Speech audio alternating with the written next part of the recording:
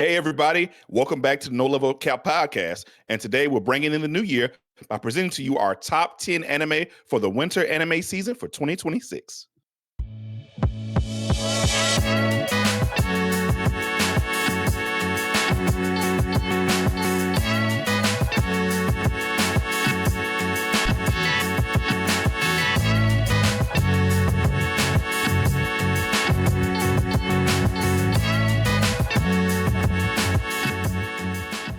Yo, what's good, people? Welcome back to the No Level Cap podcast with all your friendly neighborhood black nerds, where we cover all the anime, all the gaming, all the nerd culture, absolutely zero of the BS. Back with a new episode every Monday morning. I am your host, Sage Ashford. These are my co-hosts, Terrence Flowers, Rakeem Beck, Will Coleman, and Devin Butts. It is once again that time of the year. We are checking out all of the winter anime. Is this a big season? Normally, I'd just be like, this is a big season. Is this a big season? I don't know. I'm going to let y'all be the judge of that. This year, we're going to start breaking things down by like our top 10. Top 10's popular with the algorithm and all that bullshit. But also, it makes more sense for us to cover the shows that we're the most excited for. So without any further ado, let's get into the first pick, Will, with the Medalist. So unfortunately, there's no synopsis. So would you care to help us out? Let us know what the Medalist is about. Okay, so I'll just basically give you the shortest possible way I can. Medalist is about this character that you see front and center, this young lady here. She wants to get into figure skating, and she got into it thanks to a performer that's at this local ice rink that she lives near. The story is basically her mother's her biggest op. She got on in. The teacher saw the potential, and only thing she was lacking was the precision. She had the raw talent. She just needed some guidance. And as of the first season, she seems to have done amazingly. I think I got through like a good 80% of that season before I didn't finish the last episode, I'm sure. But she's done well, placed well in tryouts, placed well in contests and everything. And now we're moving on to the next season where she's going to do more of this. It's been like a huge underdog story, and I've been rooting for the character ever since. I love how tenacious she is and wanting to get everything down, all the nuances of figure skating, ice skating. She so far has been like an amazing character. She's meeting all of her quote unquote heroes and other people that are there that are definitely way better than she is, but she's practically pulling off the impossible, pulling off all the techniques that take maybe weeks at a time to learn, and she's pulling them off in days, or maybe not getting it right within those weeks, and then come competition, she manages some type of way to get the new technique out, and it looks great. So that's what Medalist is about. It's a figure skating anime. It's something that's different for me. It has some type of CG animation, but I think it looks really good in the show. And I did watch the trailer for it way before this, and I'm looking forward to seeing what she does next. Okay, so season 1, did that come out last year? It came out, it said this year, actually. Oh, well, I'm not mistaken. I'm in the mindset of 2026 already. I get what you're saying, yeah. Yeah. Okay, yeah, so yeah. What was that, like summer? I do not remember exactly the exact time. Well, I mean, you got a while because it doesn't premiere until January 25th. So you gonna try to finish up season 1? Yeah, it actually premiered at January 5th of 2025. So oh wow, I was way off, but so yeah, well, you know what? That kind of figures a figure skating anime. It being in the winter season, I feel like that's fitting. That does make sense too. Yeah, it fits. That's a good point. And the Winter Olympics about to happen too, so that makes sense. Yep. Well, Tom, they should do some type of like crossover. I pray they get that, because that would be nice to see. Do you feel like this kind of scratches an itch that is missing since Yuri on Ice they decided we're just not doing anything else with that anime despite how hugely popular it was? It's 50-50 in my opinion. It hits the ice skating, figure skating part. It doesn't hit the implied gay relationship part though. Yeah. So yeah, that's the part I think that really sticks with Yuri on Ice. Not too much the figure skating. I was going to say a lot of that like fan base. Nothing against y'all that love it. Back. Nothing against y'all that love it. Hey, yeah, that's what shot it to the moon. But Medalist and Yuri on Ice, two different ends of the spectrum. So yeah, fair enough. Yeah, it looked like it'd be a different kind of Yuri if it was in this series. Yeah. Now it should be Yaoi on Ice in that case. Well, I think fair enough. All right. Next up is Terrence with You and I are polar opposites.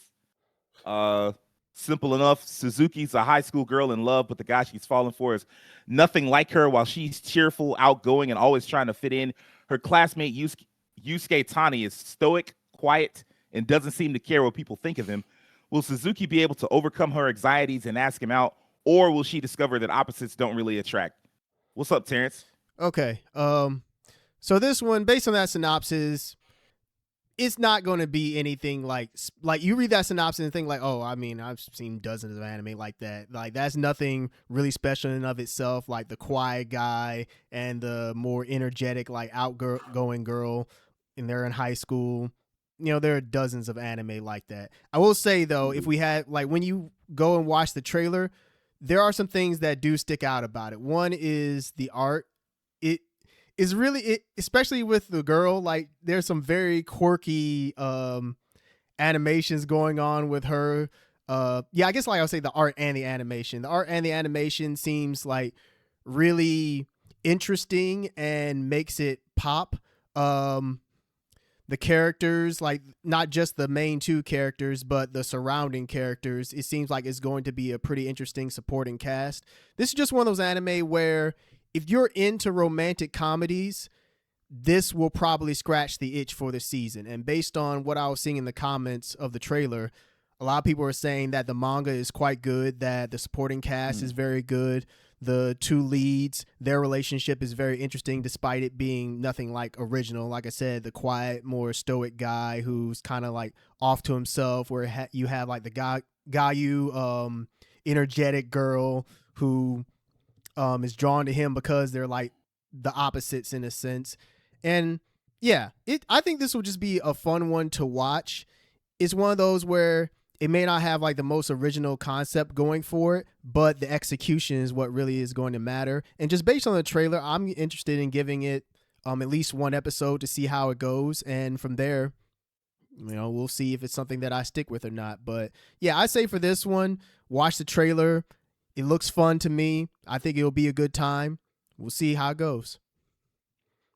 So when you talked about it and you said it, you said the thing that I was thinking, which is like a common idea that's just executed really well. I mess with those because like sometimes you don't have to reinvent the wheel. You just have to be really good at building it. Like you just have to be like, all right, look, it's gonna be the best made wheel you've ever seen. So yeah, I'll say that this show is like, it feels like a cross of like Hori. If you liked Horimiya, something like Monthly Girls Nozaki-kun, Toradora, like if you like those kind of shows, I feel like this is something that you should keep your eye out on. I would say that it is maybe like a cross between like a Monthly Girls Nozaki-kun and Horimiya. In terms of Horimiya, what was great about it was it had a very good supporting cast in addition to the leads. And Monthly Girls Nozaki-kun was very much the same, except with that one, it leaned far more into the comedy angle. Like it was just as good as a romantic show, and also as good as a comedy. So I feel like this maybe leans more in the Monthly Girls Nozaki-kun side of things, but it also seems like it has like some Horimiya isms to it. So if either of those shows are something that you've been into, then I'd highly recommend this one. It seems like it'll scratch that itch. Okay. All right, Rakeem, you're up next with Jujutsu Kaisen Season 3. Look, I'm not going to read out no description. Everybody knows what Jujutsu Kaisen is at this point. So go ahead and tell us why you're looking forward to it, brother. So yeah, Jujutsu Kaisen is one of my favorite anime of the last few years. That combination of action, horror, suspense, and just the level of detail in the animation when it comes to the combat, the relationships of the characters, where, you know, in traditional shonen anime, you'll have, you know, you still have the tropes and like certain characters, and then some characters will just surprise you. The main cast in this show, like Itadori and all the other guys, the people around him, they had such a good relationship. I remember in season 2, there was this one small scene of them just going out together, going to the mall, going to see a movie, or like trying to see a movie.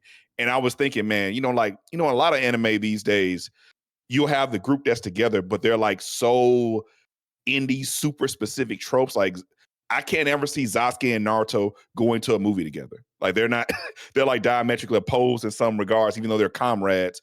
but because of how they're, like how they're one-upping each other and their rivals. In this show, they're just friends. Like, that's like, hey, man, you don't want to go to the movies? Hey, let's go hang out. Hey, this is cool. And that makes it mean a lot more when bad things happen. And a lot of bad things happen in Jujutsu Kaisen. So interpersonal relationships, the action, not just on top of that, how the ending of the second season left so many questions to what is going to happen to this show. As a person who is not a manga reader, of course, the manga for Jujutsu Kaisen is finished. And there are various people who have various opinions about that, whether good or bad, and a lot of negative. And there's a new manga on top of that. So in the back of my mind, I know the story is still being told to another generation after this because the original story is finished. But the current anime is still from the past manga. It's telling the story that I didn't know about. I have kind of purposely been blind to Jujutsu Kaisen. I'm not doing the Attack on Titan thing where I read the manga ahead to get, see what the heck was going on because I was so confused. And then I got spoiled. I'm not doing that this time. I'm going blind in the anime. And this is one of my top animes I'm looking forward to. Just the other day, I think they had a film out for Jujutsu Kaisen. I don't even know what that film was about. I didn't even look it up this time. I saw the first film they put out, but I didn't see the new one. Like a compilation film, right? Yeah, I can tell you that it's essentially, it's kind of like a lot of the shonen anime movies now where 70% of it is recap and 30% of it is like a new episode or two. Okay. It's just like the Demon Slayer Hashira training arc movie. Okay, cool. Yeah, I remember specifically I was asking a friend about it. And she was going through different movies, just general movies. She just said she didn't even know what Jujutsu Kaisen was. And I told her, like, oh, that's okay. Yeah, let's get ready for that next season. Cause I was like, by that season, just hearing that movie, like, that new season is coming out. So yeah, long story short, cannot wait for the next season of Jujutsu Kaisen. There's a lot of answers that need to be answered from the end of season 2. Season 2 ended on a super cliffhanger.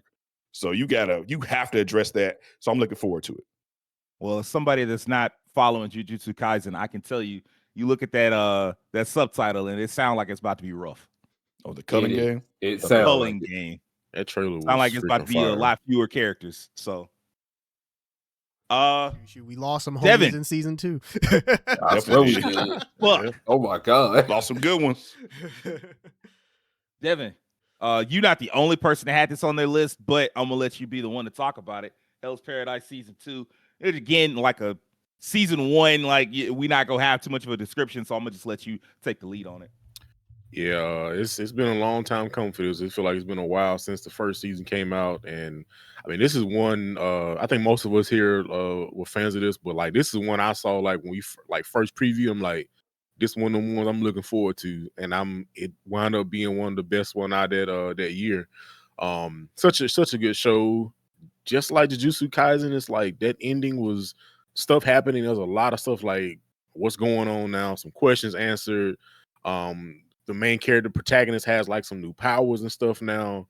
So it's a lot going on. They're introducing like new characters. I think this season, from the previous season, they had like those people that were kind of like the guards of the prisoners sent to that island, and they're sending more in as like reinforcements. And apparently, like the people that are coming now, they're supposed to be like their squad. I'm like, I hope they are, because some of them last people thought they were their squad, and there was only a handful of people left alive at the end of this first season. So I hope y'all sending the right people. But yeah, this show is action. It's got like bits of hard elements. It's almost got like some Parasite style vibes with it. It's like creepy, like the creatures that they encounter. There's a lot of stuff going on. There's like this sense of like just dire urgency. There's even like a plot where the thing they're looking for in the first season is not even real. So they just send out their counter on like a ghost mission, and they're like, what? They're trying to find this thing, and the main character's looking for it is like, wait, this ain't even, it's not real. So it's a lot of stuff that's up in the air now that I can't wait for it to be the questions to be answered. So yeah, this is one I'm definitely looking forward to the second season. Dope animation, dope fight scenes. So yeah, I cannot wait to see what this second season got in store for us. Okay. Yeah, Hell's Paradise had a great representation of instilling helplessness because the villains they had to fight felt insurmountable. Yeah. And at the very end of the season, you get a small glimmer of hope with like how they introduce a new power system. Yeah. Something that I just thought about, Mappa's putting in some overtime for this anime season, right? Because they're doing this and Jujutsu Kaisen, right? Mappa putting in overtime for every season. Yeah, but just the fact Really these are do two be big doing it, shows. man. So I'm actually, Oh, I yeah. just thought about that. I was like, so they're doing Jujutsu Kaisen and this in one season? Like that's pretty crazy. And it seems like the animation's gotten even better on both. Because I saw that the JJK trailer. I'm like, this animation, like, it's looking crazy. Yeah, I know that was something Studio that was Mappa discussed at open the from end 7 of. a.m. to 12 a.m. If you get what I mean.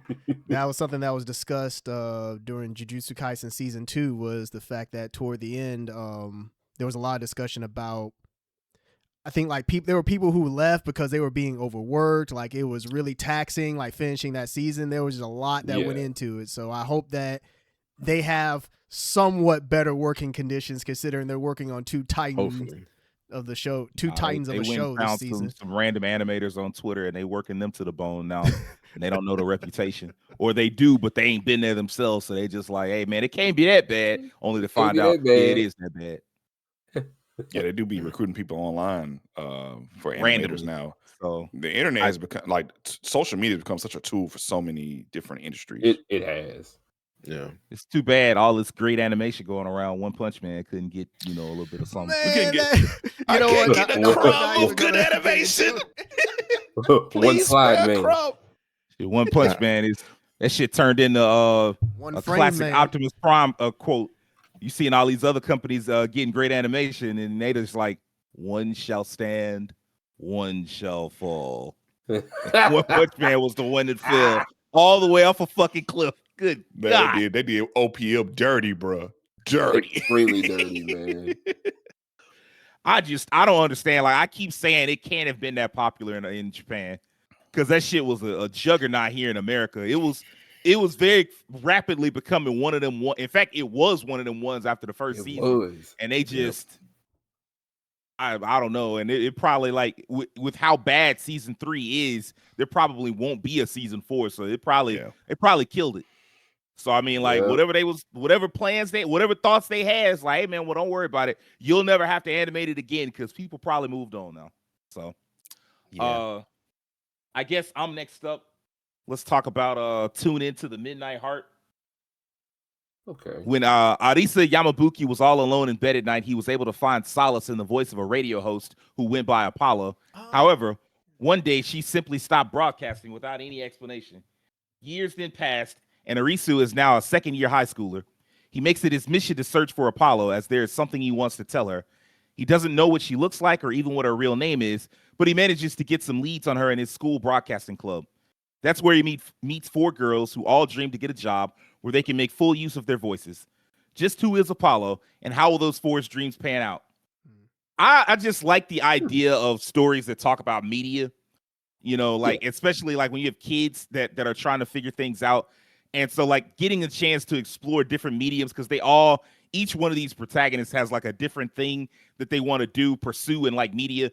And so you get to see like a little bit of the start of everybody's life, like as a musician or a voice actor or whatever. And so I'm pretty excited to see how this goes. There are some potential, like I don't know too much about this, but like you can just tell from looking at it, there's potential for it to go into like harem territory. So I don't know how deep into the harem territory they go, but if it can stay, you know, mostly about being media, because like I said, like one wants to be a singer, one wants to be an announcer, a voice actress, and then I found out, I had to check real quick. The fourth one wants to be a VTuber, so that even shows you just like, oh, okay. This is very modern. Like this is what society is becoming. Like everybody's not gonna want to be like, oh, I'm gonna just be a singer. Sometimes like you get people that's like, hey man, I'm gonna make a virtual avatar and I'm gonna just be a cartoon on TV, and people go watch me for that. So, periodically, I like to expand my options, see something that's outside of the box that I normally watch, and this definitely falls under that. So, I'm looking forward to checking this out when it premieres on January 6th. So, I do remember seeing this on the live chart. And I was looking at the description. The description did sound interesting. I will admit, though, I did see the harem tag, so I was like, "Uh-oh." So I do understand your concerns. I didn't watch the trailer, so I'm not gonna like judge it or anything in that regard. Right. But I do think that the premise does sound interesting. Hopefully it's more kind of like a Clanad where, I mean, Clanad isn't a harem, but the main character could have very well have been with any of the girls. In fact, they do like OVAs where they show you how things would have been had he been with each particular girl. But maybe this will be more like that and not on like the raunchier side, hopefully. You want to know what I was thinking they could do for this? I don't know. But there's this slice of life show called Amagami SS. I always liked the way that show was.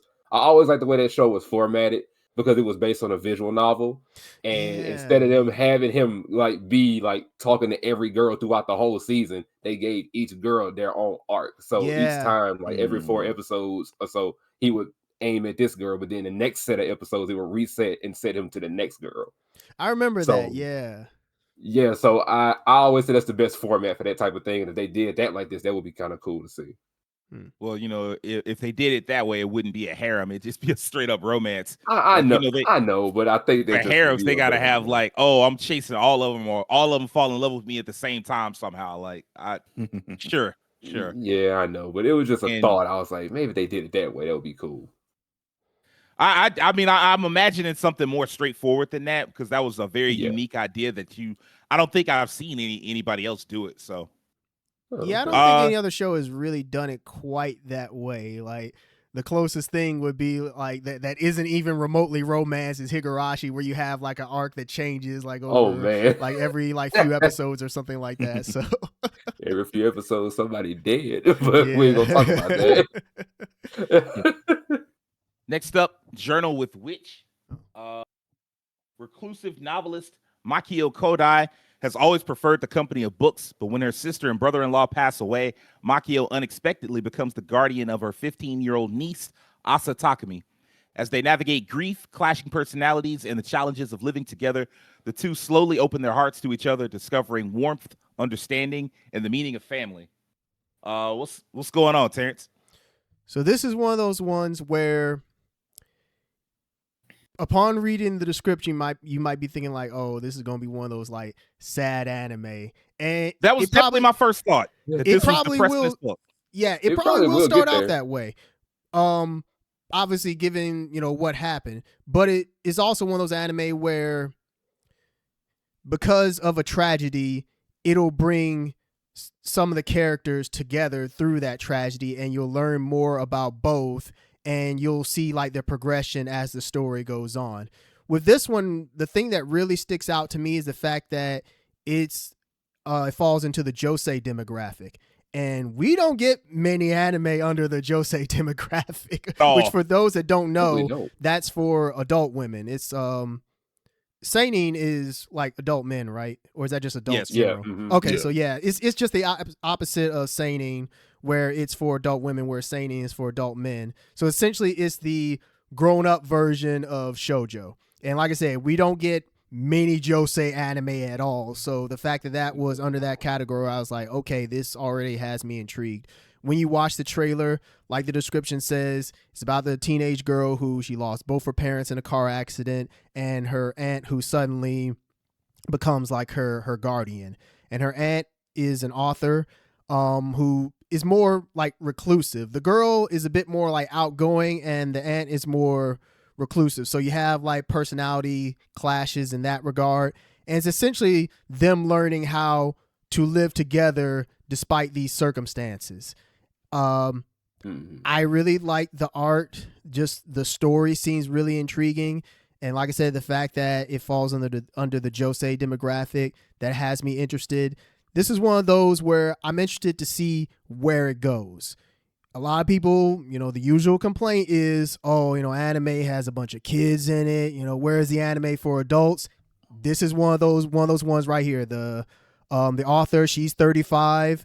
The teenager, she's 15. So, obviously you have the teenage side of it and you have the adult side of it. And the trailer also shows you that there are other adult characters that come into the mix as well. So if you're looking for something that's exploring more of an adult story, then I think this will be up your alley. And of course, when I say adult, I mean in terms of it's focusing more on a grown-up story than like adult explicit content, obviously, just to put that out there. I know somebody's going to hear adult and think the wrong thing. No, I don't mean that kind of adult. I mean more of like a grown-up story, not something that's like shonen where it's more so for boys, or like shoujo where it's more so for girls. This will be much more of a story that someone who is in their 20s, their 30s, etc. can watch and maybe relate to in some regard. So yeah, I'm keeping an eye out for this one.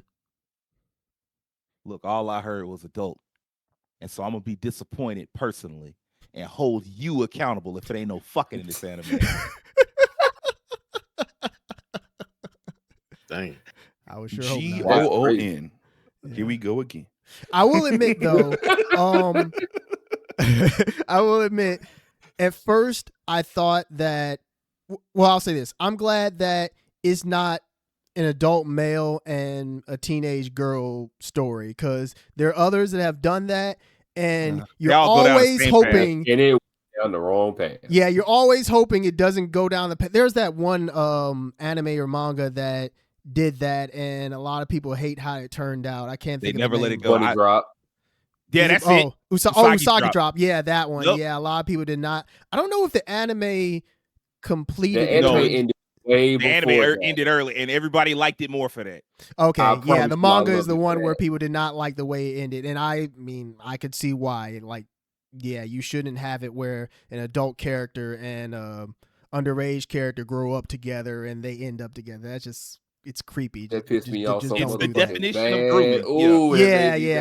Don't do that. That's getting into a whole other discussion. So yeah, don't do that. But I'm glad that this doesn't seem to have that angle to it, because even though, I mean, it's two female characters, you know, it's still could do that if they wanted to, but they don't. Just based on what I've read, is not like that at all. So just putting that out really there. Weird.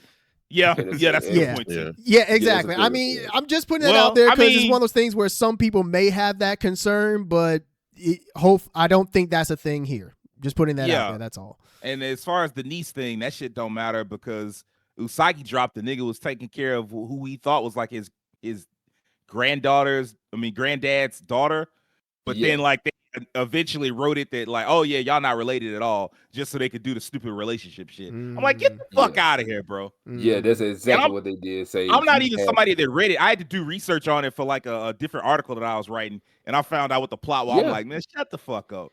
Like, y'all didn't have to write. Pissed me the fuck off, Sage, bro. I was so fucking mad. I said, I'm never reading this manga since y'all done got this. It ends at the anime for me. That's man. The horny be coming in and at the wrong times. It's like the Goblin Mask sometimes. All right, let's have a fair, good story about an adult and a child that is normal and healthy. And the Goblin Mask like, but what if she grew up and then it turned into some weirdo shit like OON.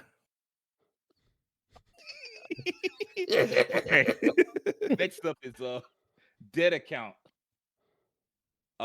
This was a very interesting one to me. Always ready for a fight, destruction for destruction's sake. The online streamer Aoringo is a troll, making the worst of boundary-pushing flame bait content and raking in the revenue from hate watchers. Wow, this dude sounds like this is sounded lit already. Yeah, you may think he's nothing more than a bottom feeder and a drain on society. That's correct, but in reality, he's high school dropout Soji Inishiro, a caring older brother with a sweet tooth who loves nothing more than his little sister. His viral videos, just a way to pay his sister's medical bills. And even if all of humanity hates him, he doesn't care, so long as his sister gets better. But then something very strange begins to happen. All right, Will, you want to tell us more about Dead Account? Okay, so with Dead Account, just on that synopsis, I chose it for that, but then I watched the trailer, and then everything kind of clicked in because, well... The premise involves basically like dead social media accounts, right? But you know how they say when people die, their spirits come back. Well, in the case of this, in the case of dead social media accounts, those accounts come back as ghosts, and those get exercised. That's cool. That's so actually I was like, cool. oh, that's super different from what I thought this was gonna do. So he's a Twitter exorcist. It's like Basically, yeah, Twitter exorcist. I actually kind of blue like that check name. mark I'm keeping it in exorcist. mind. He'd have an infinite job, Wow. He permanent would. job security. Yeah, but the main character you see here on the poster, that's him, right? That's Al Ringo. A lot of his videos are him fighting stuff, and he's extremely strong. Like I've seen in the trailer, like he had like 100v1, and he was like beating everybody's ass, and he was handling business. But the strange thing happens, and he starts seeing these ghosts and whatnot.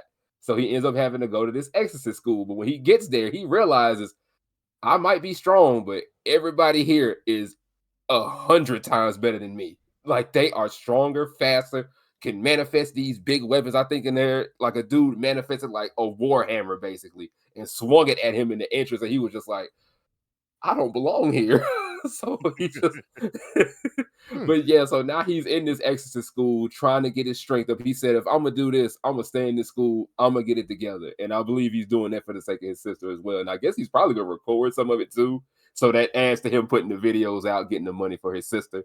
So I'm all down to see this whole adventure of how he does this thing. I'm all about seeing the animation, and I want to see what type of dead accounts they run across. I want to see what they manifest into because it seems like such a really cool like idea. This is original. I'll give it that. Like that premise alone has me intrigued. That is, and you don't get those often. Like a lot of times with really any type of media, the premises are all something you've heard before. But like Dead Account, Right. I had seen this one before. I just picked some other shows, so I'm glad that Will picked Dead Account because it is one of the ones that like people should know about going into next season. Yes. Devin, you're up next with Kaya-chan Isn't Scary. This was quite the one. Yeah. Kaya-chan is a notorious problem child in her kindergarten, but none of the adults know her secret. So Chie-sensei is put in charge and learns of Kaya's hidden ability to see evil spirits and vanquish them with a punch. What will happen to this 5-year-old who gets in trouble when she's only trying to help? Well, I saw this trailer and I thought, oh, One Punch Child. That seems pretty cool. It's like a little kindergarten punching ghosts in the face. I'm with it. The trailer caught me off guard because I wasn't really expecting this. I thought it was something else, and then as soon as I saw her punch a freaking wraith in the face, I'm like, huh, I like where this is going. Apparently she's a troublemaker, so I don't know the reason why she's bad with other little kids, but maybe there's something behind that with her behavior. But apparently she finds an outlet when she stumbles upon her ability. The person that's taking care of her also finds it out. In the trailer, there's this house that they stay in. A character mentioned something about that house. I don't know if there's like spirits in the house or something in that house is inside of the girl. But whatever it is, it's allowing her to see these ghosts. She's able to punch them. I don't know what if this town is in danger from these ghosts or if it's just the house itself. But they got somebody that's gonna clean it up because like I said, it's basically when I saw the trailer, like One Punch Man as a little girl that can see ghosts. So I'm like, this seems pretty interesting. It seems like it's got some comedy to it. Again, I like the little art style, like the little chibi art style for the kids, like the big eyes and stuff like that. They look cute. But yeah, and then you got, of course, the dichotomy of the left side to the right side. It's like these are like two totally different anime. So I think this could be something pretty interesting, some funny stuff with a little bit of action, a little bit of horror. So all things I like in anime. So I was think going to this say one will this be pretty sounds like an cool. anime that was designed for you, to be honest. Yeah. Horror, comedy, action, like that's Devin all over. So Oh yeah.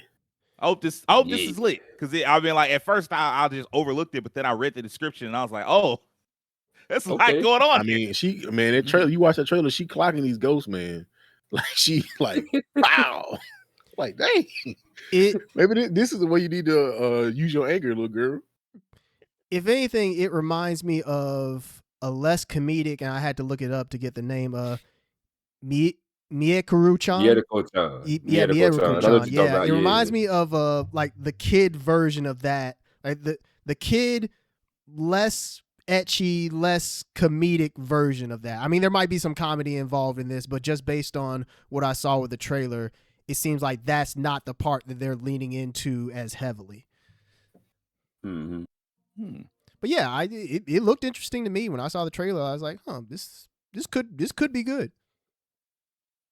does seem like it has potential. I'm actually going to check out the trailer later today.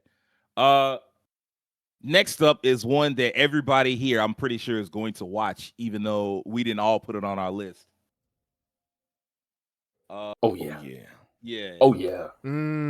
Yes, sir. Long ago, there existed an evil spirit that waged a war to conquer the human world. Defeat drove him back to the realm of darkness, but not before vowing to return and exact his revenge. 1,000 years later, the world has all but forgotten the name of Arago, Emperor of Doom. When black clouds smother the bright city lights of Shinjuku and a sinister laugh drowns out the dying hum of electricity, the people of the world plunge into terror, unprepared for the evil spirit's return. All right, look, it's called Yoroi-Shinden Samurai Troopers, but we in America know it as Ronin Warriors. It is an anime that pretty much everybody that watched Toonami from 2000 to 2002 recognizes, because it was one of the block's biggest anime at the time. Everybody fell in love with it. Everybody has like the meme, their favorite character from it. Everybody knows all the memes, the quake with fear. Everybody know all of that.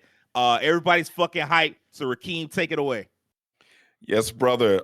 This show means a lot to me. When I was a kid, I remember watching it and getting the toys and then playing with the toys in my room. There's a specific scene in the show where all the characters are separated from each other. And a big part of the show is like the characters getting back together, but they're separated by elements. So there's a guy underwater. There's a guy in a mountain. There's a guy in a volcano. There's a guy in space. And they have to figure out how to get these guys back from where they're from. And I remember playing with my toys. I put them in the house. I put one in the bathroom. I put one on top of the ceiling fan. I had so much fun with Ronin Shout Warriors outs to as the a child kid. imagination. I know, right? Yeah, this show was a big. I absolutely loved this show as a kid. I remember just specifically just the armors, of course, with the attention seekers. As a kid, it's easy. A lot of colors and cool armor is super easy for kids from that Power Rangers generation. If it looked cool, it had cool transformations, and they, big fight scenes, bad villains. It was like easy to get kids into it. But yeah, I just remember really liking the show, the characters. And then I went back and watched it a little older, and I was like, "Ooh, some of this don't age well." But I don't care. It's still so that's actually kind of why, like, I was very surprised this came out. I mentioned this to Sage earlier. I never imagined this getting a reboot, but now that we are getting it, I am very, very interested in seeing. Okay, now we have a reinterpretation of it. What are the fight scenes going to look like in 2026? Man, like the animation behind it. It does seem like it's a reimagining, because I saw some of the names seem to be a little different, right? Some of the characters are different. This seems like a sequel more than more of a sequel. Okay. Yeah. Okay. But either way, I am looking forward to it. I'm ready to see some Quake with Fear. I'm trying to see some Armor Wildfire, man. I need to see some weapons thrown. This is pure fun, nostalgia for me. It don't have to be great. It just needs to be all right. I'm still gonna watch it. That's how I feel about it.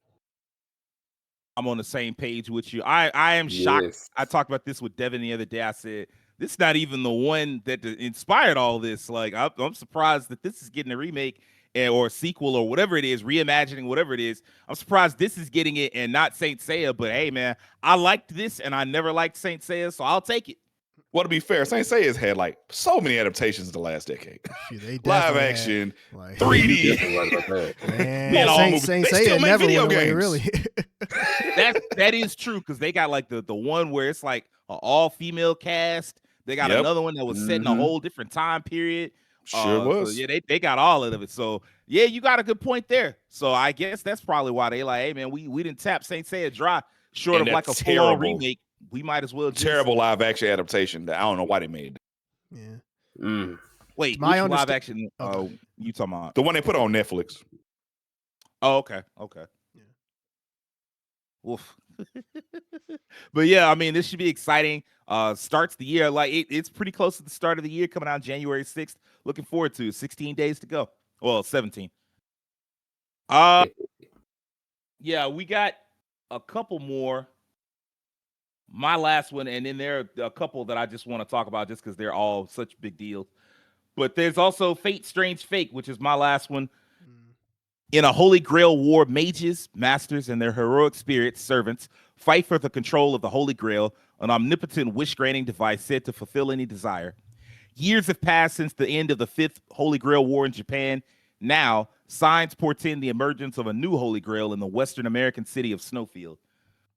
Fate Strange Fake got its start as like a fanfic from a well-known writer. Hold on, let me double check and make sure the name of the writer, because they worked on something that actually was important.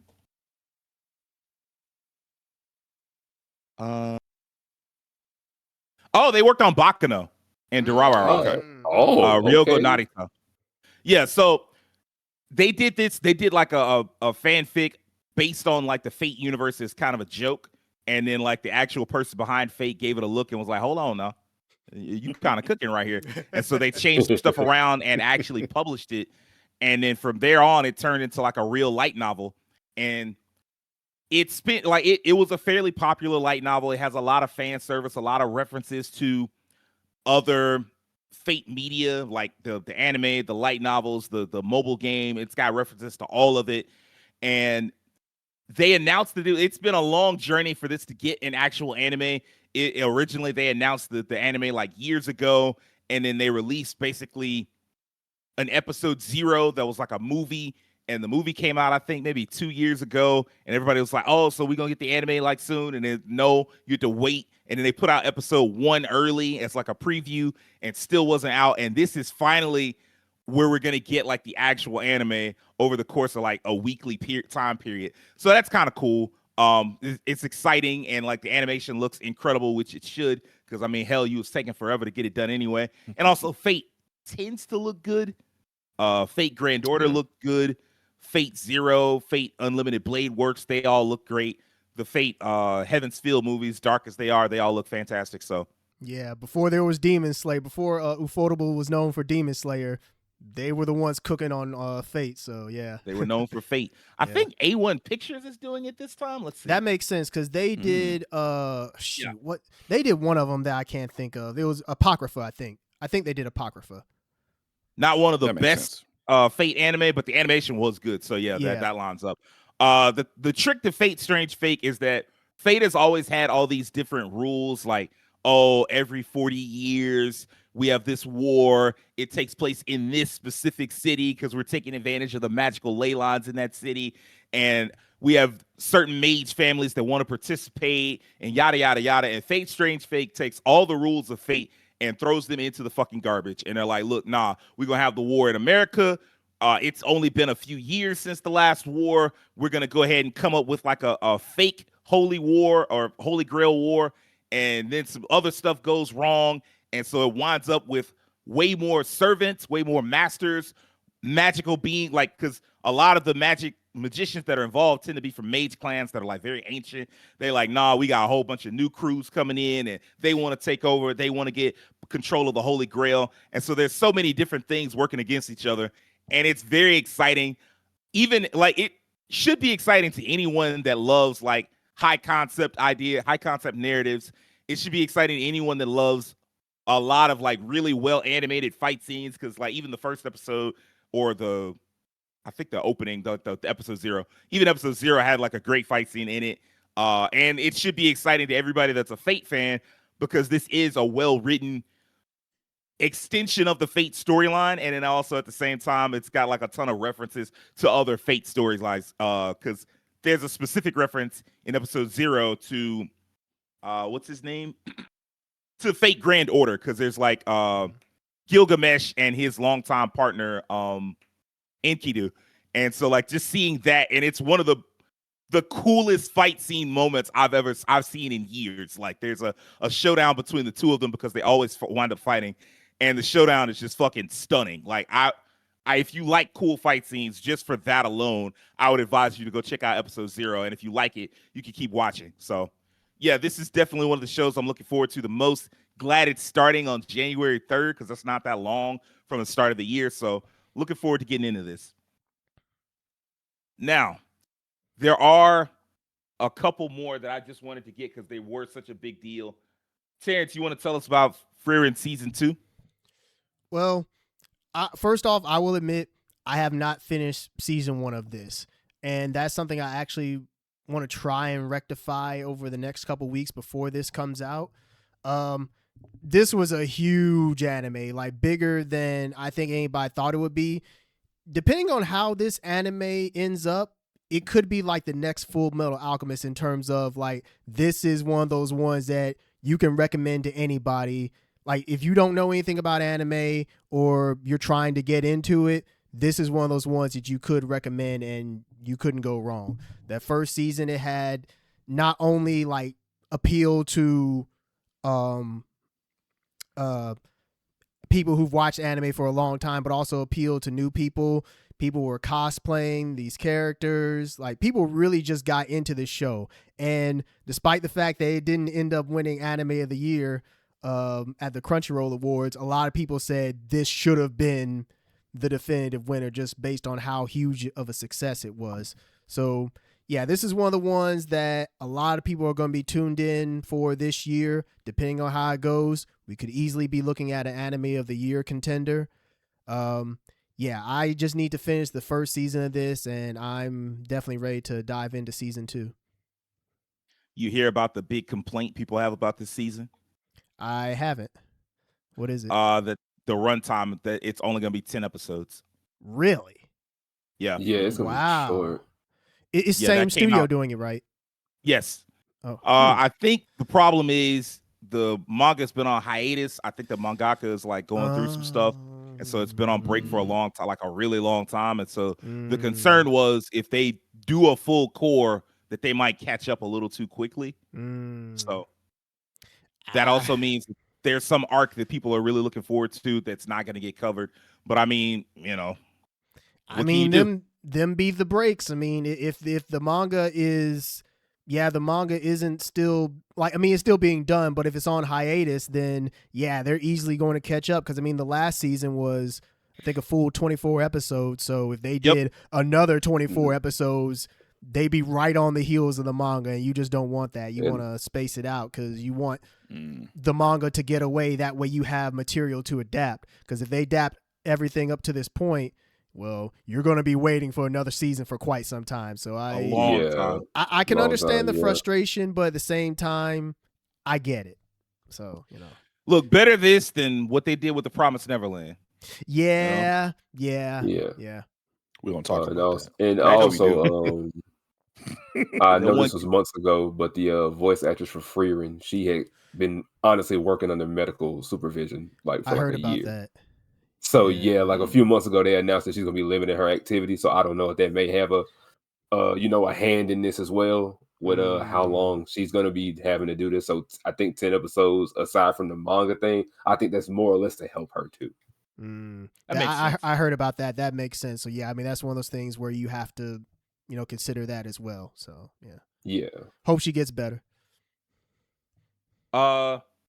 I just wanted to bring this up. We don't have to spend a lot of time on it, but Fire Force season 3 is coming out next year, January 10th. It looks like, so not that long from now. Season 3 part 2.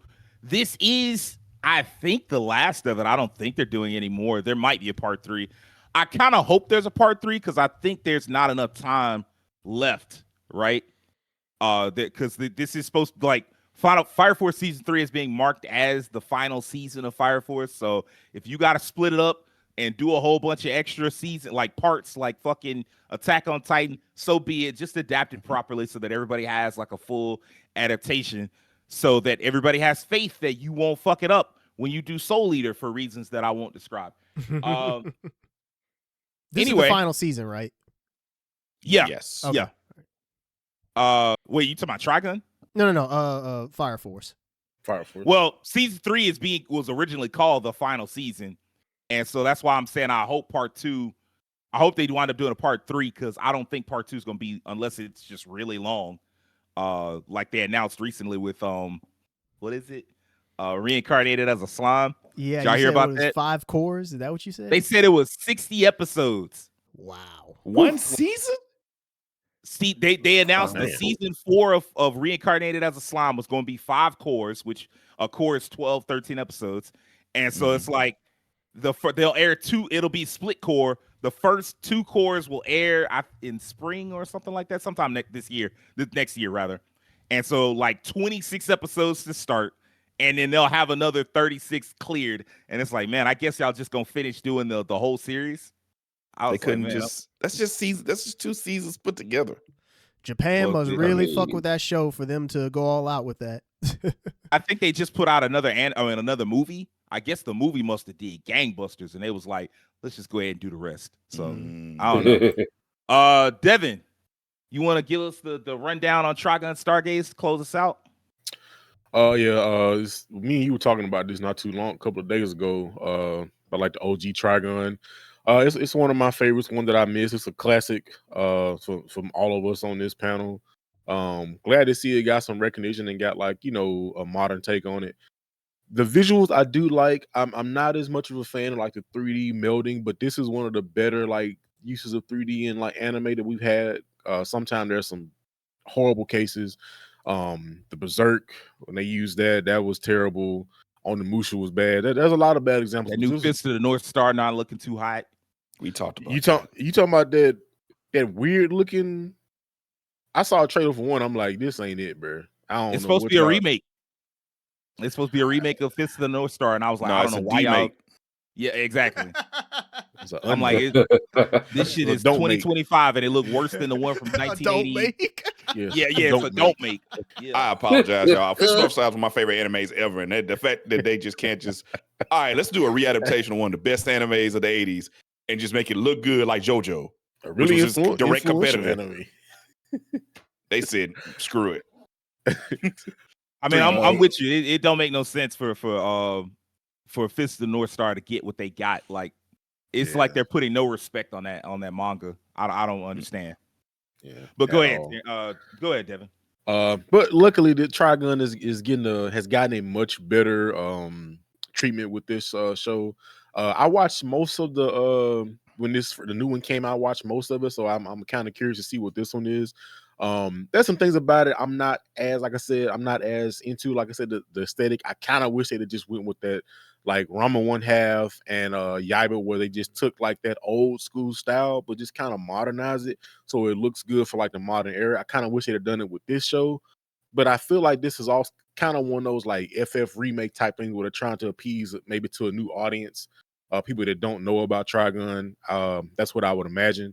But it's solid. Vash, she kind of has a personality that he had in the OG show. They got most of the characters. I love that like Western sci-fi aesthetic that the show has. So yeah, this is a solid one that I think I was kind of skeptical when I first watched. I'm like, man, please don't have this be just straight garbage, and it wasn't. It was decent. So I'm kind of curious to see how they continue with this. So yeah, I had to just give a shout out because this is one I missed, man. I might actually go back and watch the OG again. Trigun is just a great show with a great protagonist and a great world. So yeah, ready to see what this has in store for the Stargaze. It's interesting knowing that this is supposedly going to be the final season, and I'm like, dang, I think once again they're still not going to have enough time to like completely properly adapt the manga. I don't know why they keep doing that either. I look, man, stop trying to be like the West. The West be doing these adaptations that ain't got shit to do with whatever they adapting, and people are like, well, why would you want to see the adaptation straight? Like you already got the original. Like, shut up, man. That's not the same thing. Like, you're translating it into an entirely different medium. Like, just let us enjoy it in a different medium with like with a minimum number of changes, like changes to elevate, but not changes to just make a whole different plot because, oh, well, you saw it already. Like, no, that's not what I want. I want it done the right way. I want certain moments animated. I want certain moments brought to life in a way that I could only saw in my imagination before. So, yeah. But I mean, like Trigun, the OG Trigun Stampede, I said OG. The Trigun Stampede was pretty well received, even despite its, shifting into 3D. And so I hope that Stargaze gets the same kind of love. So, but yeah, that's going to wrap this week up. What anime are y'all looking forward to? Leave a comment. Let us know. If you're new to us and like this episode, I need you to hit the like button, subscribe, tell your friends about us, and do me a personal favor. Have an excellent week. Peace.